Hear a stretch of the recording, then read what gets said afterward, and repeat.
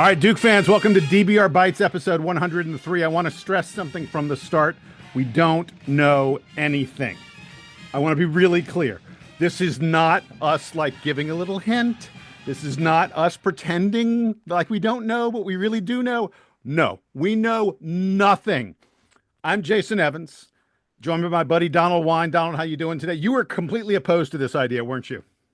I know nothing. We're just doing it live. I was called 5 minutes ago and told this idea. I'm telling you, I don't know a thing. Not a thing. Also joining us from The Athletic, from the Underdogs podcast. You know him. He's been on a lot with us. He's a great friend of the podcast, Jordan Brenner. Jordan, this is kind of your idea, a little bit. I just thought, we have a rare window here to help Duke fans torture themselves. So let's take advantage of it before it's too late. Oh, my God. All right. I also want to stress that this could be dated at any moment. Literally, the second an announcement happens, you may look at this in your feed and be like, what are they talking about? We just heard from blankety blank. But at the moment we're recording this at 3:21 p.m. on Tuesday afternoon, Jason, Donald, and Jordan have no idea who is coming back to Duke, who is declaring pro. We don't know nothing. All my sources who talked to me a little bit told me one thing 3 days ago, told me a different thing 2 days ago, told me a different thing yesterday, and will probably tell me a different thing tomorrow. No one knows shit about what is happening right now with the Duke roster. And by no one knows shit, I'm going to go so far as to say this. I'm not even sure anyone knows who's turning pro. So our scenario is this. Yeah, since I messed with your head, would you like me to walk everyone down the garden path here of just, Yes, like I said, torturing yourself? Okay. Imagine a world where it's not a 100% guarantee that the guys who are lottery picks turn pros. Imagine a world, if you will, where NIL actually makes a difference, okay? And then imagine a world where a couple things happen. One, major brands, New Balance, Gatorade, whomever, decide, and this is feasible. AT&T bingo. Yes, decide that Cooper Flag is more valuable to them in a Duke uniform next year than a Washington Wizards uniform or a Utah Jazz uniform, or pick your crappy NBA team in a market that's not going to get a lot of attention, where he's just one of many fish and he's not suddenly transcendent. And let's just stop right there. Is that a reasonable argument to make that actually, for some brands, he's more valuable at Duke? I 100% think it is reasonable. I don't think this is likely. I want to stress No. This is not happening. This is hold on. This is half group therapy, as we're still dealing with the loss, and half just imagine yourself to dream, or let's take it back 20 years to when we were actively thought that Elton Brand in that era would stay at Duke. Okay, go on. Okay, so yeah. Donald, you agree with this? That Look, anything can be considered reasonable in I gesture at all of outside. Anything can be considered reasonable or unreasonable. Having said that, I'm the lawyer of this group, and I will say that as a lucid, well thought out explanation, objection overruled. Right? That oh my it's God, unlikely. We're going my this cousin is Vinny here. Not going to happen. Yes. Okay, but let's just say that these brands can financially put together such a package that the long-term impact of a year's NBA salary is less significant, okay? Now, let's imagine that Cooper Flag is such an interesting, dynamic, unusual personality who happens to be a year ahead of where he would have been. So this would have been coming his freshman year of college, and such a unique competitor that he cares about things like legacy and really winning a national championship and a bunch of other things. And he says, you know what? I have a chance to do something that nobody else does or has done. And next year could be totally special. And let's say his buddy Kon Knippel is willing to sort of come along for the ride for the same thing. Okay? Riddle me this. If this were even a possibility, well, what's something that might give that an indication? You probably have a lot of other dominoes waiting to make their move, right? Because if you're Isaiah Evans, if you're Caleb Foster, if you're Nate Ament, Nate Ament. Yeah, I meant. you know, you probably want all the relevant information before you make your decision, right? I mean, are there other things that could explain why nobody has announced what they're doing? Yeah, probably. They're all probably negotiating their deals. Rachel Baker's taking care of what she takes care of. There are probably simpler explanations. But again, if we're going to go in the truth is out there conspiracy world of, you know, one thing leads to another, again, Donald, you could create a lucid, compelling argument along those lines, right? You can, but as I've told Jason before in this podcast, anyone can file a lawsuit. That doesn't mean they're going to win or that it is a valid one, right? Like it's I, when you're looking at this, right? You have to consider a lot of factors that I'm sure we'll get into a few of them, but the main thing is we are talking. A lot of people are thinking about next year. They're not thinking about 5 years from now, 10 years from now, 15 years from now, and in the case of Cooper Flag, perhaps even 20 years from now. No, I will stipulate immediately, right, that the people don't understand. Obviously, there's a rookie salary scale, so it's not about how much money he would earn next year. Honestly, with some of these brands and deals, you might be able to come close to that figure. It is about, again, let's say year 15 for him, right? By then, assuming he becomes a max player, he might be earning 70, $80 million a year. So if you take 1 year off the back end of his career, yeah, he could be costing himself in the neighborhood of 70 or $80 million. On the other hand, if he has the kind of career where he's earning that money at age 35, he will have probably earned close to $1 billion. And will that money? Hey, if you could go back, and I'm trying to think of a guy who, if you could go back to Steph Curry or Jason Tatum is a great example. If you could say to Jason Tatum, hey, Jason, you're going to make $50 million less over your career, but rather than losing to South Carolina, you're going to win a national title at Duke. Hey, Kyrie, you're going to make 50 million less in your career, but rather than losing to Arizona, you're going to win a national title. I bet both those guys would tell you, I got plenty of money. I don't need more money. I'd love to have another ring. I know. I just watched Tatum say some clip where he was like, when they lost to South Carolina, he was excited because he was ready for his next step and he wasn't too down, which was like, oh man. And then he told some story about Coach K. He was afraid to tell Coach K, and Coach K called him up, was like, you got an agent already. Now, that was before NIL. So you really have two issues. Also, by that scenario, again, I'm going to be the guy, ladies and gentlemen, that kind of throws some cold water on some of this. Those two guys are already rich. They have already made hundreds of millions of dollars. So when they think about 50 million to them now is not 50 million to them when they were in college as a freshman, when they weren't earning anything. Yo, now, but Cooper Flag, wait. Hold on. Cooper Flag is already rich. I guarantee you this past year with Cooper Flag is not wealthy. And the money that you're talking about. What's your definition of wealthy? Cooper Flag made well over $10 million this year, I bet. Cooper Flag, 10 million is not wealthy. The person who signs a $10 million check is wealthy. And that is where Kyrie is headed. That's where Jason Tatum is really headed. And that's where Cooper Flag could be headed in 20 years. He could have his own brand, his own operation, his own everything. And saying right now, because right now we're talking about $80 million. Guys, it's going to be way less than that. I'm sorry, the money that he's missing in the back end, contracts are already at $70 million a year. They're going to be well over $100 million when you counter inflation and also talk about the NBA deal that they're getting more money as the years go along. These guys are going to be making $100 million a year at the top end of their careers. Yeah, but let me add a caveat. He's going to be over $1 billion of career earnings at that point. That's my point. But when you already have it, you think of it differently. I promise you, Jason Tatum would not have said, "Oh, I'll take 50 million," because also nothing in this life is guaranteed, not a thing.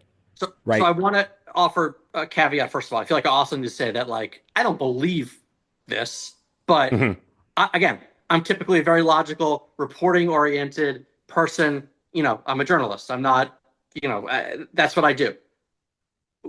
I think this is fun to hypothesize, and I also think, again, this new era of allowable payments does at least create a possibility for someone to change the paradigm in a way that really didn't exist before. So that's all. It's mostly a hypothetical Mhm. exercise.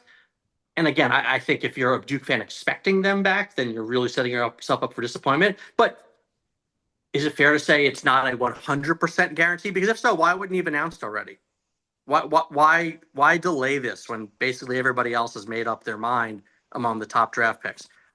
That's all I'm saying. And look, yes, there are two reasons above all else. One, as you said, back end earnings, which I think Jason's counterpoint about as a ultimately to earn that amount of money, you will have had to have quite a career. And if you've had that career, you've earned so much more money. The second, obviously, is injury risk, right?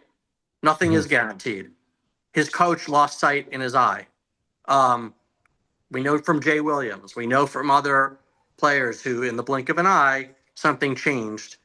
Obviously, that's a scary proposition. Look, Jay Williams, Bobby Hurley, Grant Hill, even though Grant had, a very, yes, Jabari Parker, Zion is going through it right now. Zion Williams, yeah. I mean, Zion, he's made immense riches already. Like that's Right. a little bit of a different category, and his career isn't over. He just can't stay healthy. That's different. Like, but all I'm saying is, again, I throw it back to you guys. If there's not some part of his brain, and maybe he just needs time and distance away. Maybe in the moment, it's like, I want to get back. I want to do this again. And then 2 weeks, 3 weeks, you get over a little sting of the loss, and it's, you know what? I don't have to go back and right that wrong. I don't have to. I'll just be able to live with that disappointment, and it's time to move on for all the reasons. Maybe you just get away from the emotion of it, and that's what happens. But I mean, maybe he's just, I don't know. Do we at least allow for people to say that, I love this experience, I love the college experience, I want to win, I want to be part of all this other stuff, and now I can earn, who knows, $20 million next year through various endorsements? I don't know what the limit is that make it at least more feasible. So I will agree with you, right? Everybody's got a number. Like everyone has a number that they go, you know what? We call that, we've already got the E on here, Jason. We call that fuck you money, right? Or fuck off money. The money that you kind of go, like, fuck, you know what? I can't turn that down, or I can't turn my head to it. Everybody's got that number. I don't know what that number is, but I'm assuming that number is higher than what some people, out there are trying to hypothesize. 10, $20 million. I think it's higher than that. That's just my opinion personally.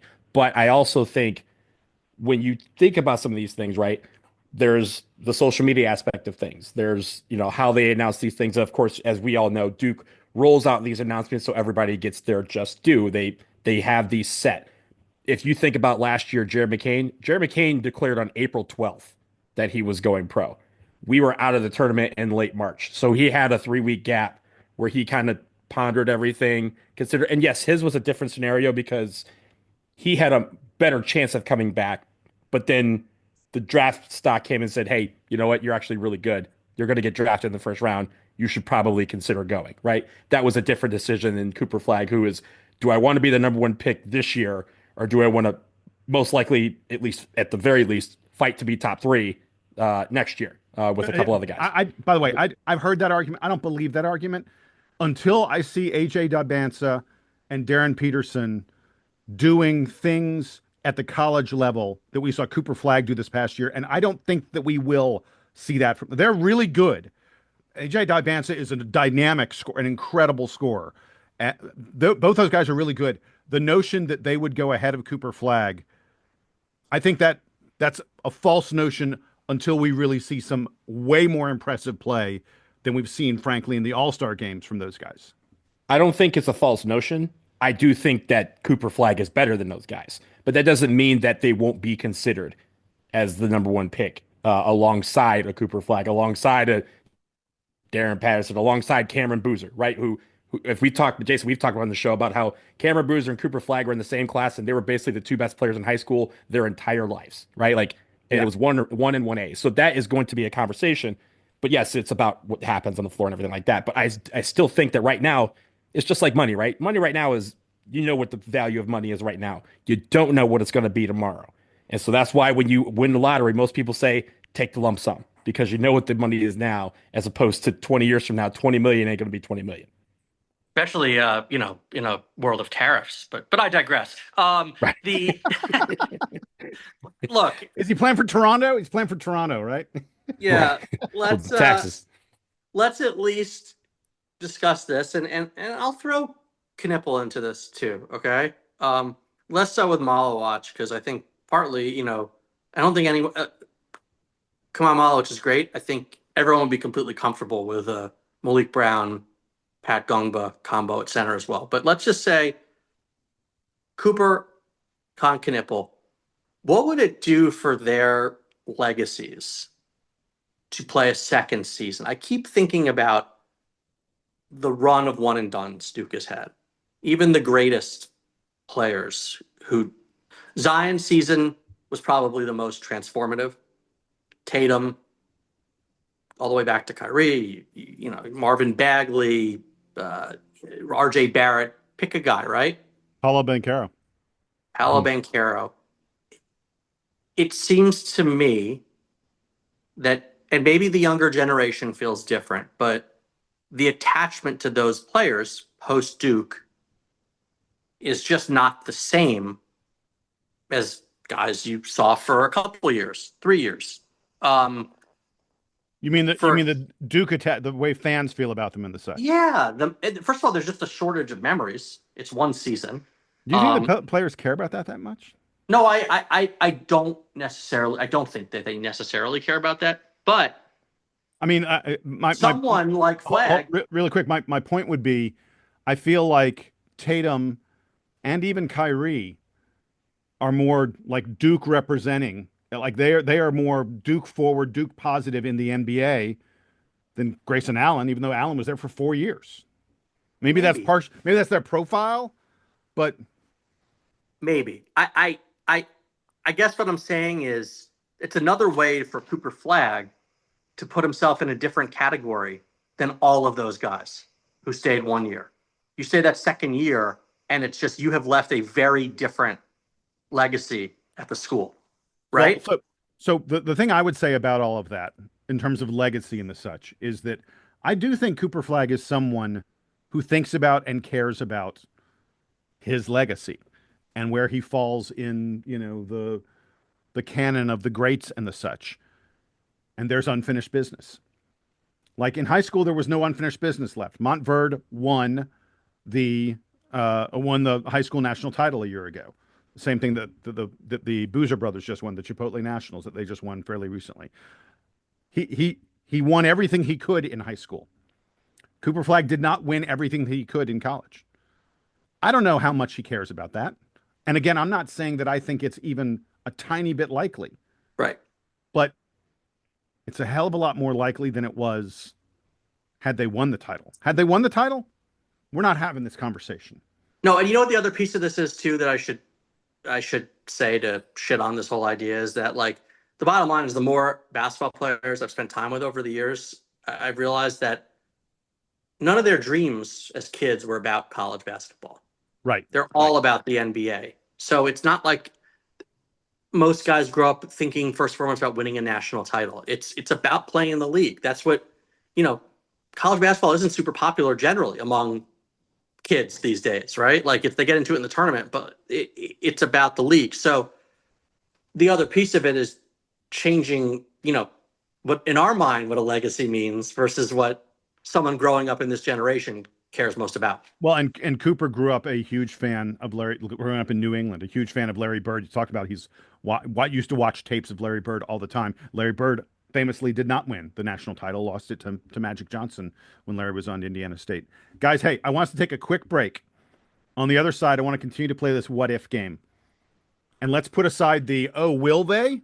And pretend like, yes, they are. And let's talk about what that Duke team looks like, talk about the Vegas odds and things like that. Just get to the truly absurd, what if Cooper Flag and Kon Knipple are both coming back? More on that in a moment.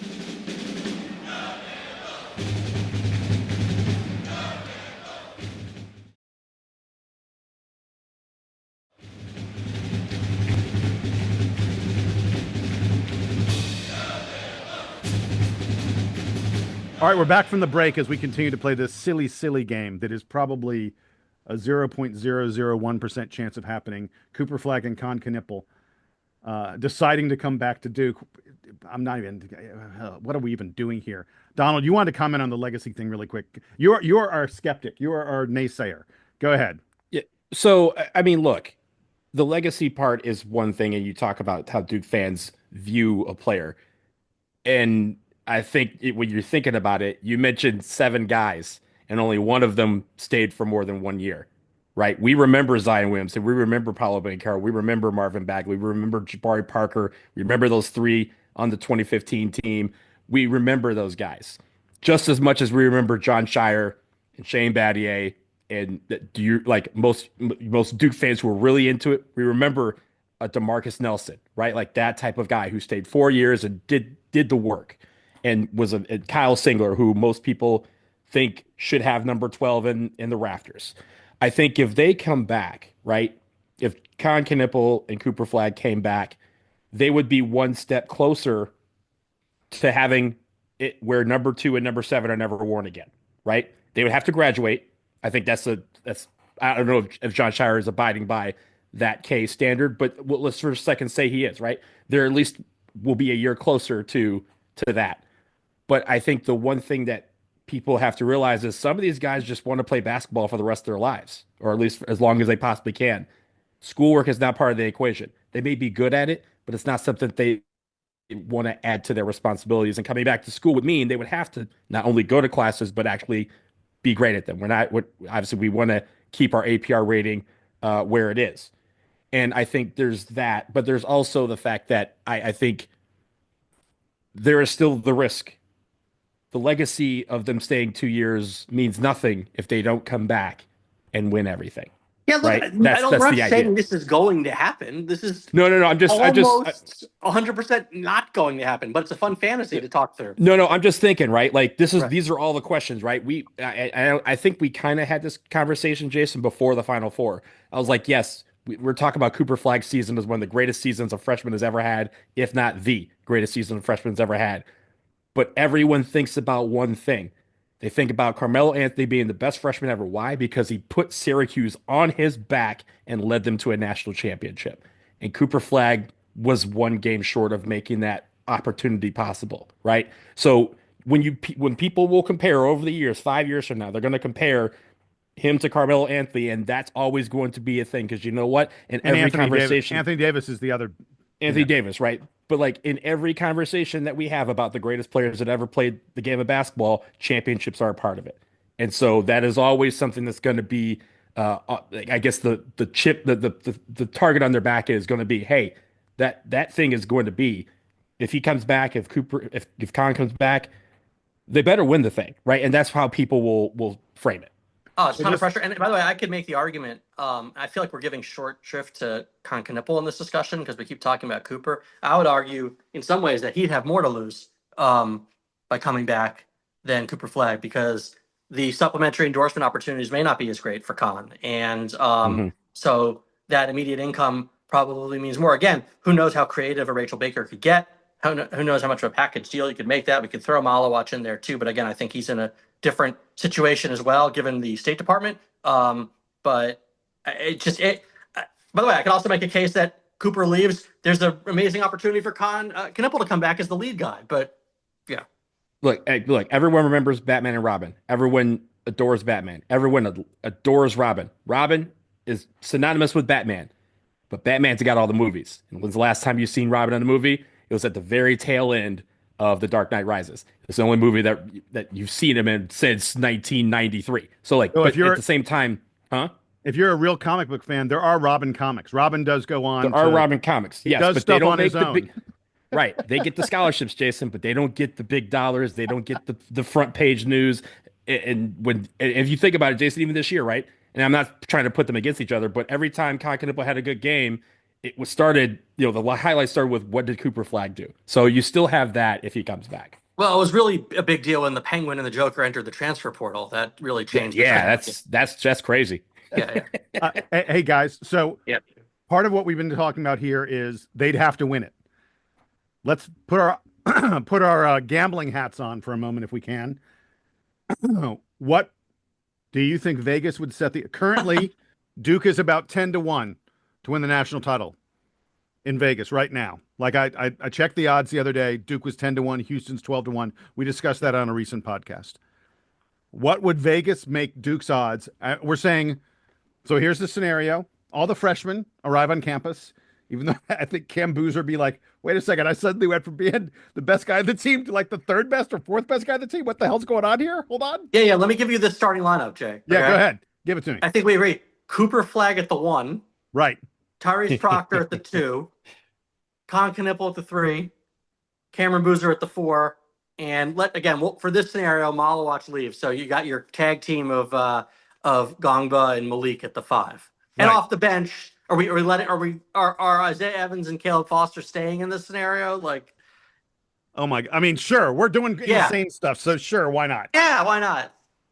Is that so? Look, So are you going to ask? And are you taking- somehow still have an entire roster that is no shorter than 6'5".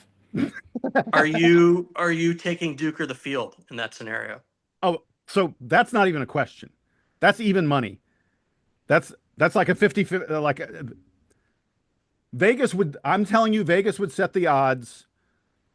They would give Duke about a 75% chance, I'm saying, of winning the national title. You'd have to bet $300 to win $100 on Duke. Am I wrong, Donald? I think they would probably lower. You said it's 10-1 right now. I Yeah. think if today, right, if after we've done all of this just transpires and they're like Cooper Flag's coming back, Kon Knippel's coming back, everybody's staying. We got and Nate Amend is coming, right? Like, so we got 13 guys. I think, and there's no portal guys. It's just continuity and freshmen. Yep. I think if that happens, Vegas would probably lower us to 3-1, which 3 is to exactly 1? where because No. that's where 3-1. Hear me out.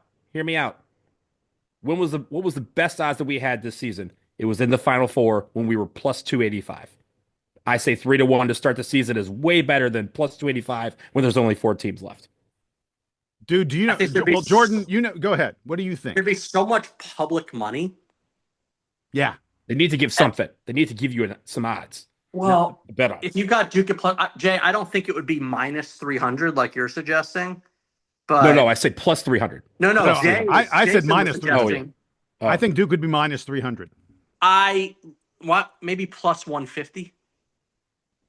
God, you guys are crazy. Just split in the middle. I mean, Vegas You is guys are Vegas wants money. They want people There to bet are on too them. many weird things that can happen in a one and done tournament. And that's, by the way, gets back to the situation that coming back doesn't guarantee a national title. Here, Donna, I will ask you again, since we've completely gone off the deep end into Crazy Town now. And it's not, God, I hope people are finding this entertaining and not annoying. But and we're not getting any hopes up. But I posed this hypothetical scenario to Jason. I want to hear your thought. And you were in San Antonio like I was. You know what that was like. Okay. You have 2 choices. One, Duke would have won the national title a week ago and everybody leaves. Or everything played out as it did. Everyone comes back. You don't know what's happening next year. Would you have chosen door A or door B? Give me Doré and thanks for my national championship. Wow. Okay. So Jason. No! and I- But here's why. No. Wait. Listen. Yeah. We've only seen 5 of them. You never know what's promised tomorrow. And I say this as someone who has had a lot of stuff happen to him in the last year. You do not know what's happening tomorrow. So you take the joy when you get it. And also, I've always said this. If you win a national championship, you are free to do whatever you want. You're free to leave, Donald, transfer, whatever you want to do. But Donald, aren't we the folks who are always saying enjoy the ride, enjoy the journey, not the destination? Isn't that making it entirely about the destination instead of saying, hold on, we get another? How joyful was this year up until that last game? It was terrific. Imagine getting another year of that. And by the way, a chance to win a title. But you're saying you would trade that amount of fun, that connection to a team for a trophy. That team last year, or this I say last year, this past season was one of the most fun I've ever seen. Right, those like some of the most fun games I've seen as a Duke fan. And I would not trade that for the uncertainty of another one. Yes, it may not be it may not be the destination's journey. We may talk about that, but at some point you got to reach your destination. And if you could tell me you could guarantee we win this championship this year and we can have uncertainty next year, I will absolutely take that guarantee. Absolutely. Well, of course. So I disagree. But then again, I'm the guy who thinks that Duke could be an 80% plus pick, 75, 80% to win the national title if they brought these guys back. So I guess part of my reason I disagree with you guys, or I disagree with you at least, Donald, about it, is because I think Duke would be such a prohibitive favorite to win it all that I'm like, oh, I got this journey that was hugely fun. I'm going to get to do that again, and it's going to end even better because I'm absolutely convinced it would end even better. But also, John Shire would have been the youngest coach since since Jim Valvano to win a national championship, and so his legacy is secure as well in the guarantee. See, I'm just thinking about my daughter, who is such a fan of Kon Knippel, and her getting to watch him play for another year instead of another year. I'd love it. I'd love it. Yeah. Like, so I just really, it's just about Alex and making her happy. So, right, my godson too. This has been fun. It's been ridiculous. I'd like to stress again to everyone out there listening, we don't know shit. We don't have any reason to think that any of this is plausible or likely to happen. Basically, Jordan and I go ahead. Yeah, go. But wait, if members of the Flag or Knippel family are listening, you might want to think about it a little bit. And in fact, in addition to all that hypothetical New Balance and Gatorade money, we promise you and your sons can appear as often as you'd like on this podcast next year. We promised that. We promised that already. So like, they don't need that. Stop by any time. I will say right now, I'm checking Twitter. Nothing has happened officially. It is 3:52 p.m. on the East Coast. Nothing has happened yet. So as us signing off, this is still a legitimate possibility, even though it's really not. It's really not. Dumb and Dumber. So you're saying there's a chance? I'll see you in a week when Darren Harris is the starting shooting guard. Okay. All right. He's Jordan Brenner. He's Donald Wine. I'm Jason Evans, living in fantasy land. Here's the Duke band playing us out and taking us home.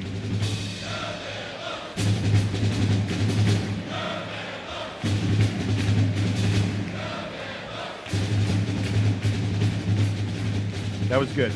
That was fun. I hope people take it for the spirit of what it was. Yeah, we're gonna get emails. This is a question of what kind of emails we're gonna get. So I'm looking forward to them. There's gonna be like, hey, you had me in the first half, not gonna lie, and then it became fun. And then there might be some like that was absolutely hilarious, and there's probably gonna be at least one curmudgeon. How many gifts of Dumb and Dumber you're saying there's a chance do you think you'll get? Oh yeah, I'm sure. Probably 10. They probably just retweet. How many emails do you guys get per show? It depends on the show. Like the headlines, it depends on the game. But like obviously as the season went along, we got a lot more. In the tournament we were doing, I'd say between 30 and 60 headlines for most games. Just straight emails. Straight emails. It was closer to 50, at least 50 every single game, because there was people who would email us just to, say whatever, right? They wouldn't actually give us a headline. And we've probably gotten 40 or 50 at least in the past week of people just saying, hey, thanks. It was fun listening. And a lot of them are like, oh, and we'll talk to you again in the fall. And I'm like, wait, we're still doing episodes.